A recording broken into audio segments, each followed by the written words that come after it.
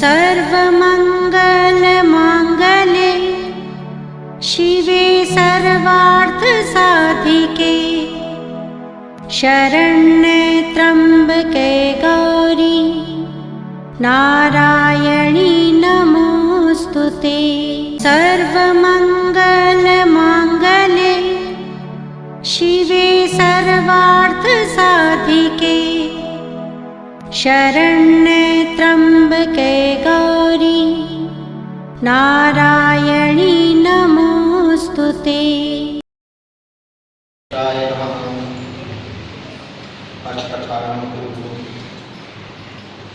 ओम हरि ओम महापवित्र पवित्रो सर्वासंगतो विवासः।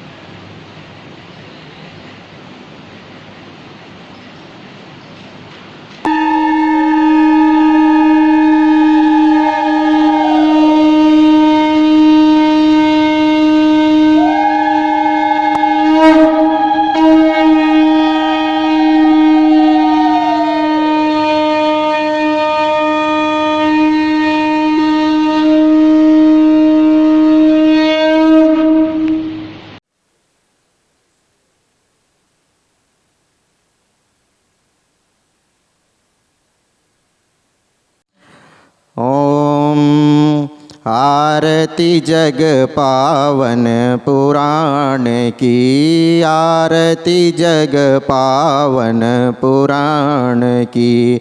मातृचरित्र विचित्र खान की, देवी भागवत अतिशय सुंदर।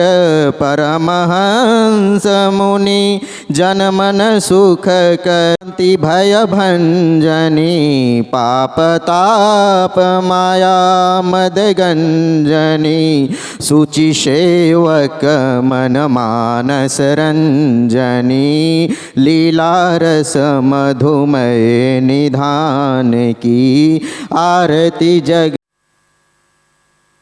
माँ काली, माँ काली जिनके भी दर्शन के लिए मैं तरस रहा हूँ, जो यहाँ की प्रमुख हैं, जो यहाँ की मालकिन हैं। मैं जाऊंगा एक दिन उनके पास, जब तक मैं जाऊंगा नहीं मुझे चैन नहीं आएगा।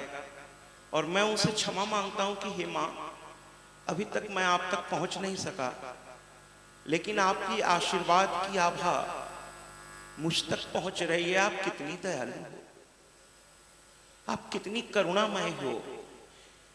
शायद इसे ही तो माँ कहते हैं कि पुत्र शायद उससे कुछ गलती हो जाए, लेकिन माँ कभी गलती कर ही नहीं सकती। तभी तो संस्कृत में कहा गया है, पुत्रो जायते कचिदपि कुमाता न भवति। पुत्र को पुत्र हो सकता है, लेकिन माँ कभी कुमाता हो ही नहीं सकती। इसीलिए कैकेयी को कुछ लोगों ने कुमाता शब्द कहते हुए डर रहा हूं, लेकिन हमारे राम ने आगे बढ़ करके कहा था कि मेरी मां को कोई ये शब्द से कहेगा नहीं। अरे राम बन गया, ध्यान से सुनिएगा जरा, राम बन गया तभी बन गया।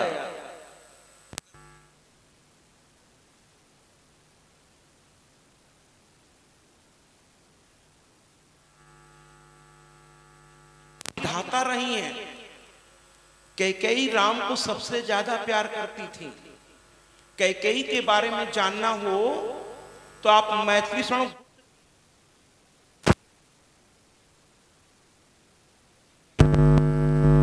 सुमित्रा के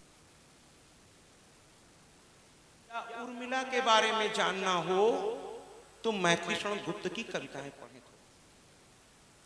और रामचरितमानस, लोग कहते हैं कि रामचरितमानस का पाठ हम लोग करते हैं, पाठ रामचरितमानस का पूरा परिवार करता है। हमने कहा अच्छा, हर शनिवार को सुंदरकांड तो सुना था, रामचरितमानस अखंड कहने रविवार को पूरा हो जाता है, फिर छोटा सा एक हवन हो जाता है। हम के हर हफ्ते तो कहने लगे हाँ। तो हमने कहा महाराज आप तो बड़े पुण्य वाले हैं, आपके भाग्य को मैं प्रणाम करता हूँ, लेकिन रामचरितमानस का जो मुख्य मतलब है महाराज, वो कुछ और है। तो कहने लगे क्या? हमने कहा उसका नाम ही सुनिए ना। उसका नाम क्या है? रामचरित्र मानस। यानी राम के चरित्र को अपने मानस में उतारने का नाम ही है रामचरित्र मानस। यानी राम के चरित्र को अपने मानस यानी अपने मन में उतारना है महाराज। वो है रामचरित्र मानस। केवल पढ़ने से नहीं चलेगा महाराज। आज आदरणीय कुमार जी ने वो बंधन दूर कर दिया। अब आप माँ के जितने नज़दीक चाहें आके बैठे, बस थोड़ी सी जगह दे दीजिएगा मूवमेंट के लिए। आदरणीय कुमार जी, डॉक्टर उमेश कुमार जी को मेरा बहुत बहुत धन्यवाद, बहुत बहुत बधाई। ये कार्यक्रम हो ही रहा है इन लोगों के प्रयास से, डॉक्टर साहब के ही प्रयास से, कुमार जी के प्रयास से, शकुंतला जी और जितने भी महिला कार्यकर्ता हैं, मैं सबको प्रणाम करता हूँ। सब मेरे लिए मातृशक्ति हैं, मातृशक्ति हैं ये। इनकी ऊर्जा से ही ये कथा हो पा रही है। तो कहने का तात्पर्य ये है कि मानस, आपको मैंने देखा था उस समय, हाँ, मैं जैसे ही आया और मुझे लग गया कि एक आदरणीय व्यक्तित्व तो आज हमारे बीच है। हाँ हाँ हाँ, आइए, स्वागत है, स्वागत है।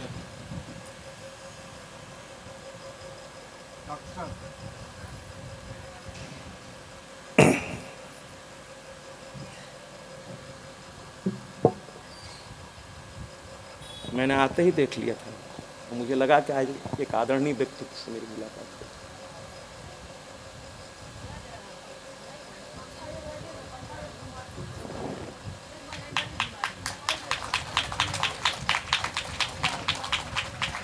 सर 2 मिनट, 2 शब्द अपने सबसे पहले मैं इस पावन पवित्र मंच को प्रणाम करता हूँ और साथ ही हमारे इस आयोजन में अपने राष्ट्रीय हिंदू सांस्कृतिक संगठन की जितनी मातृशक्तियाँ हैं उनका भी वंदन करता हूँ और माँ भगवती से ये उम्मीद करता हूँ कि ये कार्यक्रम आप सबके कदमा निवासियों के सहयोग से इस राष्ट्रीय और परम पूजनीय पर्व का भरपूर आनंद लेते हुए हम इसको अपने जीवन में जो महाराज जी के मुख से जो सुंदर वचन हमको सुनने को मिलेगा, इस कथा के श्रवण से वो सब कुछ मिल पाता है जिसको हमने अपने वेद पुराणों में सुना है, सीखा है।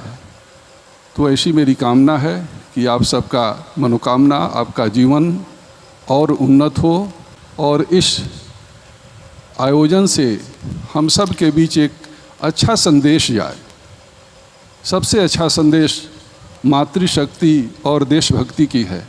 देश के प्रति हम समर्पण के भाव से कार्य करें, अपने को अपने परिवार की तरह पूरे देश को और भारत माँ के चरणों में अपने जीवन के कुछ पलों को समर्पित करें। इन्हीं शुभकामनाओं के साथ आपके प्रति वंदन, प्रणाम।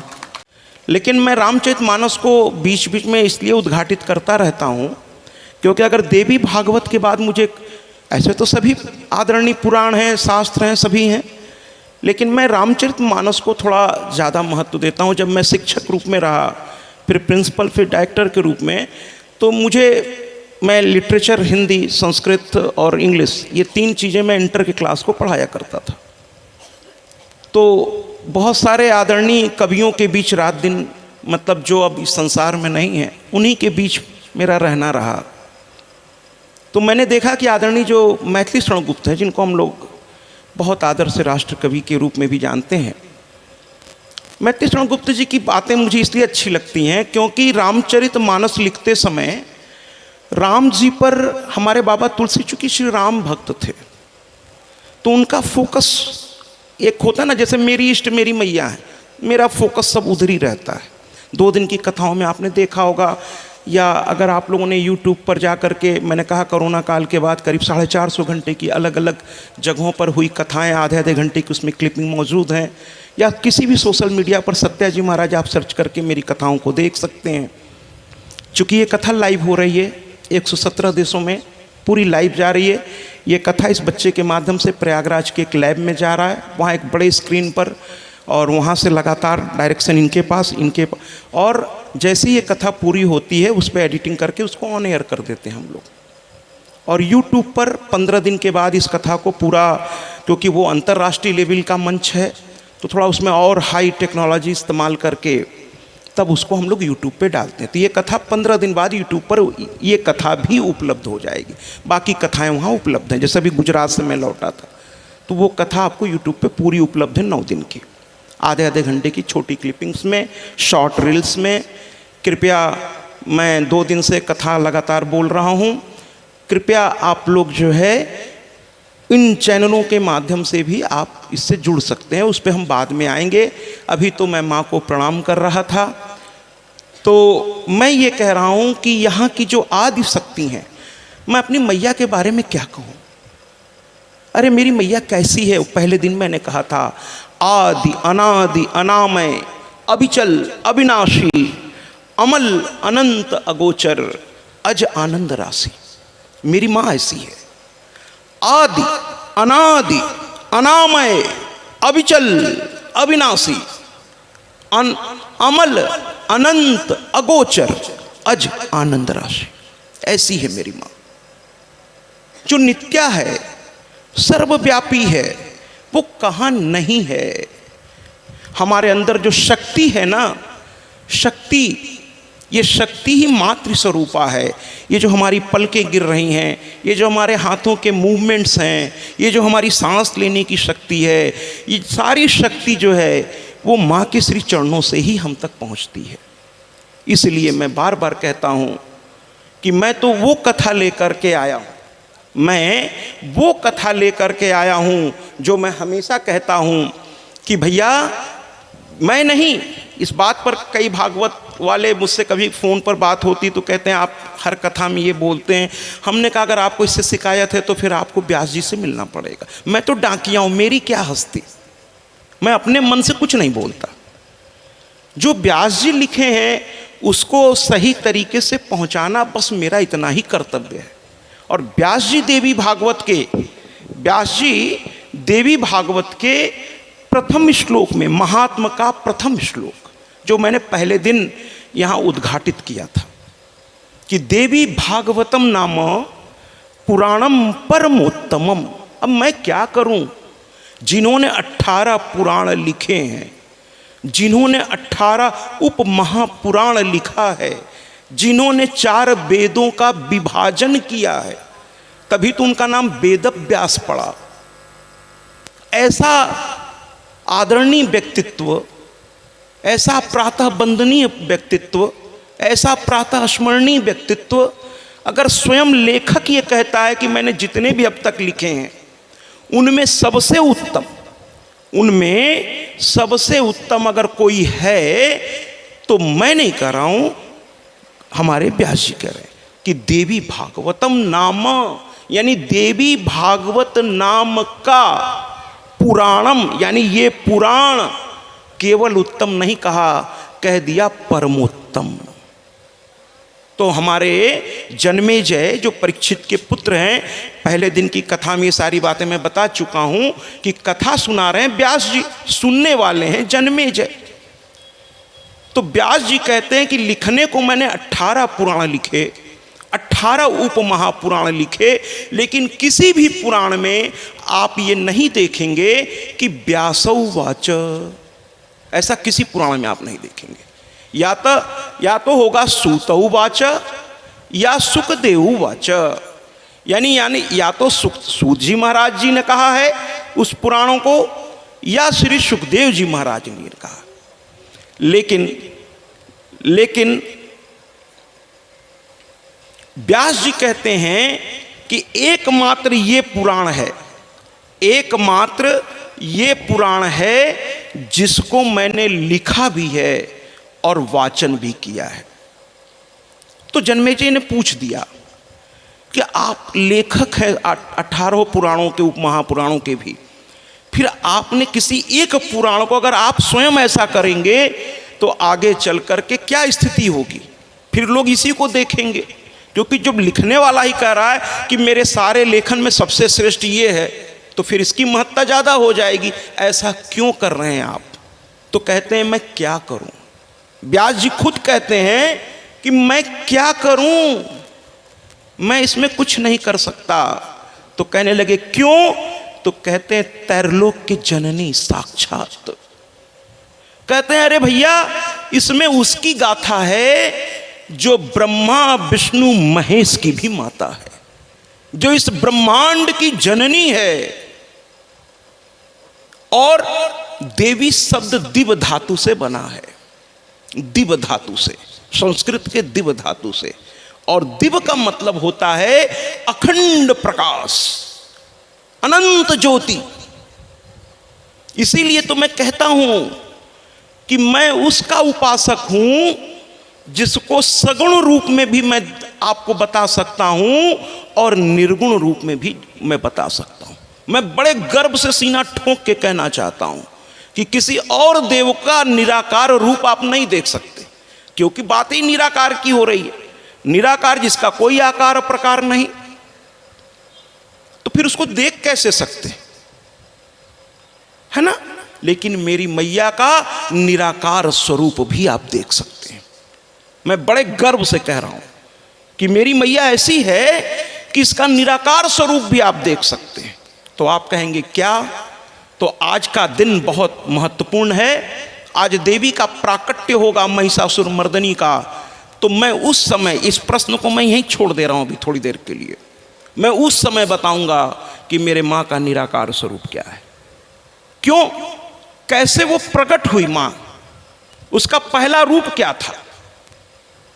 जब महिषासुर के आतंक से ये पूरा ब्रह्मांड आतंकित तो हो जाएगा, ये आज कथा ये आएगी, ज़्यादा इंतजार नहीं करना पड़ेगा, बामुश्किल 2 घंटा महिषासुर को आने दीजिए, फिर मां आएगी। लेकिन मां कैसे प्रकट हुई है, कैसे प्रकट हुई है, और सबसे पहले वो किस रूप में सामने आई है, वही उसका निराकार स्वरूप होगा। उसके बाद उसने साकार रूप लिया है, निराकार। और वो इशारा अभी मैं कर दे रहा हूं, वो आपको हर मंदिर में दिखता है। आपके घर में भी सुबह, खास तौर पे शाम को वो निराकार रूप दिखता है। शाम को निराकार रूप में वो दिखती है, बस हम और आप जानते उसको। बहुत से आदरणीय यहाँ बैठे, मैं तो कहता हूँ कि यहाँ बैठा प्रत्येक व्यक्ति हमसे श्रेष्ठ है। कोई ज्ञान में श्रेष्ठ होगा, कोई भक्ति में श्रेष्ठ होगा, कोई भाव में श्रेष्ठ होगा, कोई उम्र में श्रेष्ठ होगा। आप सभी मुझसे श्रेष्ठ हैं, इसीलिए तो मैं आप सबको प्रणाम करता हूँ। और मैं बात कर रहा था कि यहाँ की जो जगत जननी है, मैं उनको भी प्रणाम करता हूँ। और जैसा कि आपने सुना होगा कि राम की कथा में हनुमान किसी न किसी रूप में विराजते हैं। कृष्ण की कथा में मेरी राधा मैया, मेरी श्री राधा मैया। इस पर भी थोड़ा सा एक लाइन मैं कहना चाहूँगा। ये परंपरा पता नहीं कहाँ से शुरू हुई। लोग एक दूसरे को देखकर, भागवत से सुन करके लोगों ने एक दूसरे को देखकर राधे राधे राधे राधे। मुझे इससे ऐतराज है, मुझे इससे ऐतराज क्यों है? राधे कहने का अधिकार सिर्फ एक व्यक्ति के पास था, सिर्फ एक व्यक्ति के पास, और वो थे श्री कृष्ण। श्री कृष्ण उन्हें राधे कह के पुकारते थे। मैं आपसे पूछना चाहता हूं कि जिस नाम से आपके पिताजी, आपकी माताजी को पुकारते हैं, क्या उसी नाम से आप भी अपनी मां को पुकारेंगे क्या? मैं पूछता हूं आपसे, ये अधिकार आपको किसने दिया? वो आपके पिता हैं, उनके पतिदेव हैं, वो एक तरीके से अपनी पत्नी को पुकारते हैं। आपको किसने हक दिया उसी तरीके से आप पुकारिए?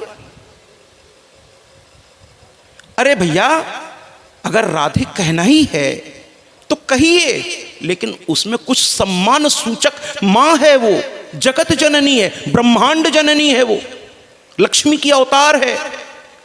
अरे कम से कम आगे श्री तो लगाइए, श्री राधे, श्री राधे, श्री तो लगाइए कम से कम। आप मैंने कल की कथा में कहा था कि जो लोग अपने माता पिता का सम्मान नहीं करते, फिर वो विंध्याचल चले जाएं, कामाख्या चले जाएं, मैहर चले जाएं, अरे दुनिया के किसी भी तीर्थ में चले जाएं, कोई लाभ नहीं होने वाला। भगवान कहेगा कि तुमने अपने जनक और अपनी जननी का सम्मान नहीं किया, तेरा पुष्प भी मैं स्वीकार नहीं कर सकता। हाँ, अगर अच्छा लगा करे, नहीं करेगा वो। अरे जिसने अपने पिता के चरणों को प्रणाम रोज नहीं किया, जिसने अपनी श्री माँ के चरणों में अपना सर नहीं रखा, अरे माता पिता और जो घर के बड़े बूढ़े हैं उनका आशीर्वाद ले लीजिए, फिर किसी और आशीर्वाद की जरूरत ही आपको नहीं है महाराज। आप ले तो लीजिए। जिसने पिता का सम्मान किया वो कभी संपत्तिहीन हो ही नहीं सकता। जिसने माँ का सम्मान किया वो ममताहीन कभी हो ही नहीं सकता। और जिसने अपने गुरु का सम्मान किया वो ज्ञानहीन कभी हो ही नहीं सकता। और जिसने इष्ट का सम्मान किया वो आचारहीन कभी हो ही नहीं सकता, हो ही नहीं सकता। मैंने कहा था ना, मेरी कथा की शैली थोड़ी अलग है। मैं शिक्षक रहा हूँ 32 साल, प्रिंसिपल रहा हूँ, डायरेक्टर रहा हूँ। मेरे थोड़ा स्टाइल, मैं थोड़ा क्रांतिकारी विचारधारा का व्यक्ति हूँ। मैं युवाओं को तो छोड़ता नहीं, मैं पीछे पड़ जाता हूँ नहा धो के उनके पीछे।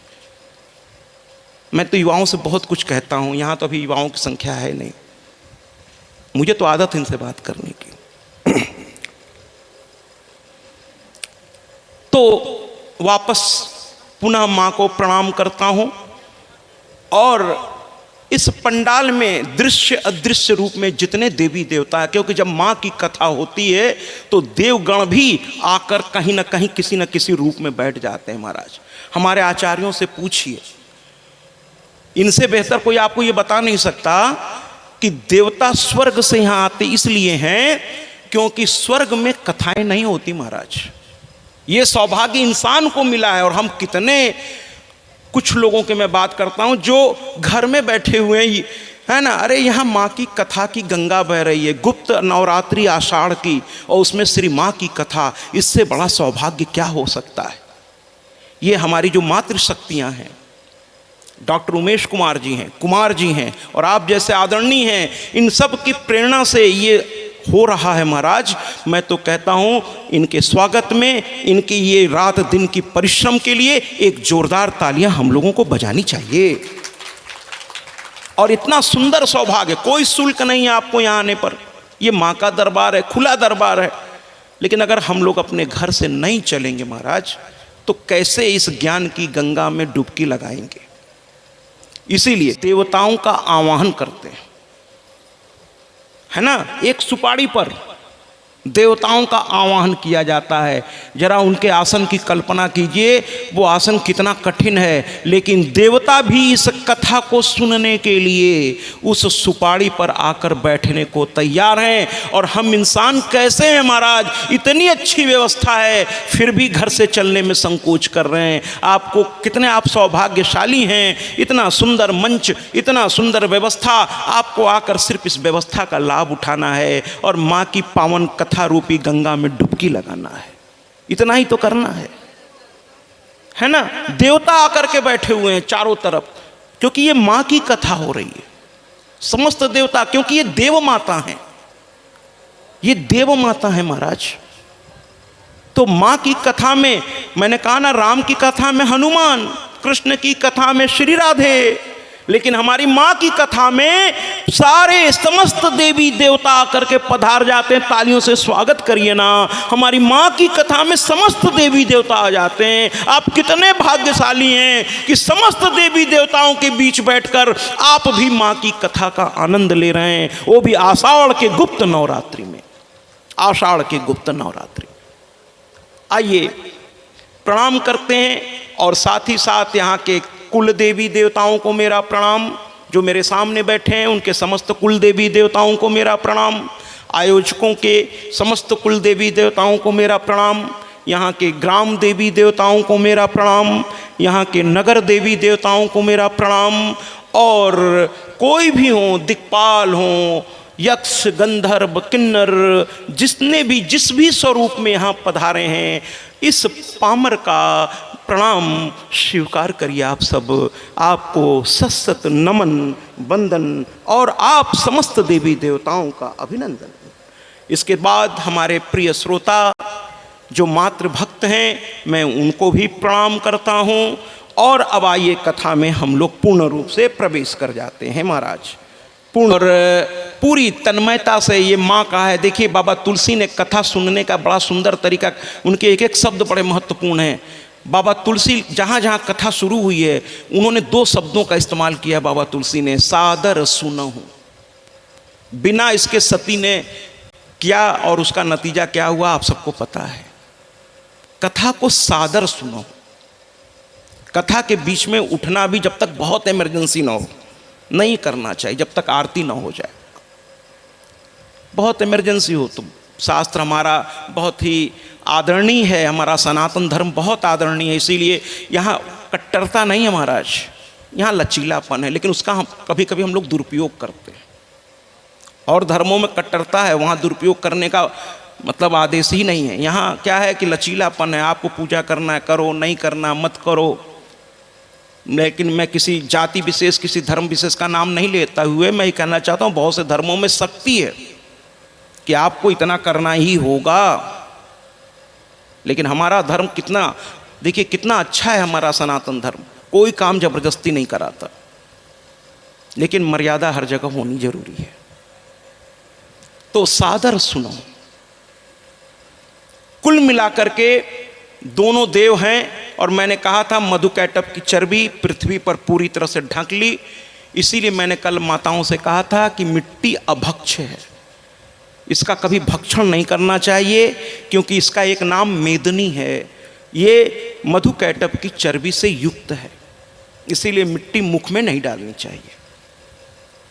मेदनी इसका एक नाम है। पर्यायवाची अगर पृथ्वी के आप देखें तो मेदनी भी उसमें एक आता है शब्द। तो ये दोनों देव खड़े थे, अचानक महादेव भी आ गए, अब तीनों हो गए।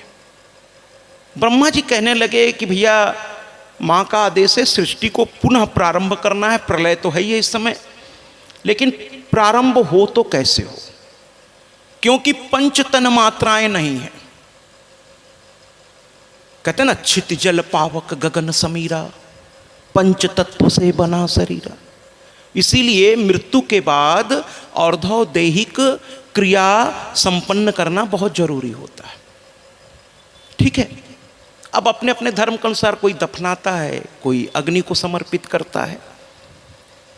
कुल मिलाकर उस प्रक्रिया का मतलब होता है कि वो 5 तत्व जो शरीर में मौजूद हैं वो वापस जाके अपने अपने स्थान में मिल जाएं। छिति, जल, पावक, गगन, समीरा, ये हमारे शरीर में मौजूद है। तो अर्धोदैहिक क्रिया के द्वारा उनको वापस उस जगह पर भेजा जाता है, तभी आत्मा की पूर्ण रूप से शरीर से मुक्ति होती है। बाकी की मुक्ति बड़ी कठिन है भैया, बाकी की मुक्ति हो ही नहीं सकती। मैं इसलिए ये शब्द इस्तेमाल कर रहा हूं, हो ही नहीं सकती, क्योंकि हम अपने माया जाल से बाहर निकल ही नहीं पाते। अंतिम समय तक हम तरह तरह के माया जाल में, जबकि धीरे धीरे उम्र जब बढ़ने लगे तो माया जाल से अपने आप को छुड़ाते चले जाइए। मैंने कल इस पर बहुत विस्तार से बात की थी कि किसी से उम्मीद मत रखिए, चाहे वो आपका पुत्र हो, चाहे आपकी पत्नी हो, चाहे आपके सगे संबंधी हों। आप अपना धर्म निभाते जाइए, लेकिन किसी से उसके बदले रिटर्निंग में कुछ उम्मीद मत करिए, तो आप सुखी हो जाएंगे। आप दुख वहाँ से शुरू होता है जहाँ उम्मीद आप लगा बैठते हैं। दुख वहीं से शुरू होता है कि मेरा पुत्र है, उसको ऐसा करना चाहिए मेरे साथ, बस दुख यहीं से शुरू होगा। वो नहीं करेगा, आपको दुख होगा। मेरी पुत्री है, उसको ऐसा करना चाहिए, नहीं करेगी, दुख होगा। मेरी पत्नी है, उसको ऐसा करना चाहिए, नहीं करेगी, दुख होगा। और जो जीते जीते मुक्त नहीं हुआ वो मरने के बाद मुक्त नहीं हो सकेगा। ये बात मेरी ध्यान से समझिएगा। जीते जी अगर आप मुक्त नहीं हुए तो मरने के बाद आप मुक्ति की कल्पना छोड़ दीजिए। जीते जी पहले मुक्त होइए, सांसारिक बंधन से धीरे धीरे नाता तोड़ दीजिए। इसीलिए हमारे आर्यों ने, हमारे पूर्वजों ने कितना अच्छा बना रखा था। अंत में कहते थे वानप्रस्थ ले लो आप, यानी घर परिवार छोड़ के चले जाओ आप हिमालय के पास जंगलों में, वहाँ एकांत में प्रभु को ध्यान करो, क्योंकि अब उसी से मुलाकात होनी है। अरे जीवन भर धन धन करते हो आप, लेकिन शोक पत्रिका, यानी अगर सरल भाषा में कहें तो त्रयोदशा का जो कार्ड छपता है उसमें ध्यान से देखिए आप, जीवन भर आपने धन धन धन धन किया, लेकिन वहाँ लिखा रहता है निधन, निधन, है ना।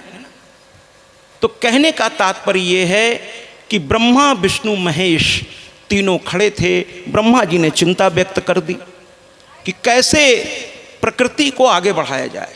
महादेव मुस्कुराने लगे, भगवान विष्णु भी हल्के से मुस्कुरा पड़े। अचानक माँ पुनः प्रकट हो गई।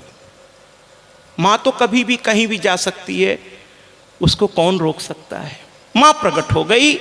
माँ ने मुस्कुरा करके ब्रह्मा जी से कहा, पुत्र मेरे आदेश का पालन करो। तो कहे माँ क्या करूं, वो पंचतन मात्राएं नहीं हैं, न क्षिति जल पावक, केवल चारों तरफ समुद्र ही समुद्र है। माँ मुझे याद नहीं आ रहा है कि कैसे फिर से सृष्टि की रचना की जाए। मैं बहुत ऊहापोह में हूँ, कई हजार वर्ष मैंने तपस्या की, उसी बीच मधुकैटभ आ गया, फिर युद्ध हुआ, इत्यादि इत्यादि, लेकिन अभी भी मेरी स्थिति बड़ी विचित्र है। माँ मुस्कुरा पड़ी और माँ ने आवाहन किया। अब कथा को थोड़ा तेजी से आगे बढ़ाएंगे। माँ ने आवाहन किया, एक विमान गड़गड़ाता हुआ सामने प्रकट हो गया। लोग कहते हैं कि पाश्चात्य संस्कृति यानी अंग्रेजों ने ये आविष्कार किया, वो आविष्कार किया, वो आविष्कार किया। आविष्कार को जानते हैं अंग्रेजी में क्या कहते हैं? रिसर्च। रिसर्च का मतलब क्या है?